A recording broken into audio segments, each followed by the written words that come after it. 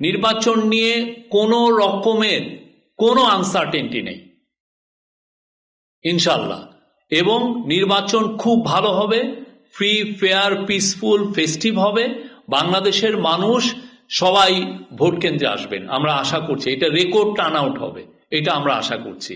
আমরা মনে করি পরিস্থিতি যথেষ্ট ভালো, দু একটা আইসোলেটেড ঘটনা ঘটছে, বাট নির্বাচন খুব ভালো। আর মাত্র কত, আজকের পরে মাত্র 22 দিন আছে। চিফ অ্যাডভাইজার আজকের মিটিং এ আবার এই নির্বাচনের কথা বলেছেন, এবং নির্বাচনের আগে উনি অস্ত্র উদ্ধারের উপর জোর দিয়েছেন। উনি বলেছেন যে লুট করা অস্ত্র যে করেই হোক ইলেকশনের আগে যত দ্রুত পারা যায় এগুলোকে উদ্ধার করতে হবে। সলিমপুরে যে কাজটা হয়েছে খুবই জঘন্য একটা কাজ, এবং এটা আমরা নিন্দা জানাই, এবং এই পরবর্তীতে এইটাকে এই জায়গায় আরো খুব জোরদার ভাবে আরো অভিযান চালানো হবে। সমস্ত বাহিনী একত্রিত হয়ে কম্বাইন একটা অপারেশন হবে। যারা যারা এটার সাথে জড়িত ছিলেন প্রত্যেককে অ্যারেস্ট করা হবে। এখানে যে যত পাওয়ারফুল লোকই হন না কেন, প্রত্যেককে, যারা এটা ইন্ধন জুগিয়েছেন আর যারা এটা ইনভলভ ছিলেন প্রত্যেককে অ্যারেস্ট করা হবে। আর ওইখানে আশেপাশে যাওয়া যত লুট করা অস্ত্র আছে সেগুলো কম্বিং অপারেশনের মাধ্যমে এটা উদ্ধারের সর্বোচ্চ চেষ্টা করা হবে। আসন্ন জাতীয় নির্বাচন এবং গণভোট উপলক্ষে যে ভোট কেন্দ্রগুলো আছে সারা দেশে প্রায় 42,000 ভোট কেন্দ্র, এই সবগুলো কেন্দ্রেই সিসিটিভি স্থাপনের একটা উদ্যোগ নেওয়া হয়েছে। তো এই কেন্দ্রগুলোর মধ্যে সরকার পরীক্ষা নিরীক্ষা করে বা খোঁজখবর নিয়ে জেনেছে যে 6,552টা কেন্দ্রে ইতিমধ্যেই সিসিটিভি আছে, মানে আগে থেকে এই সিসিটিভি এই কেন্দ্রগুলোতে আছে। বাকি যে কেন্দ্রগুলো আছে সেগুলোতে আপনার সিসিটিভি স্থাপন করা হবে।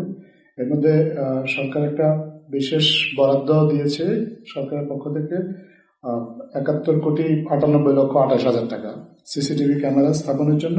এই টাকাটা ব্যয় হবে মূলত আপনার 21,946টি অতি গুরুত্বপূর্ণ এবং ঝুঁকিপূর্ণ কেন্দ্র, যেগুলো সেখানে এই টাকাটা দিয়ে সিসিটিভি স্থাপন করা হবে।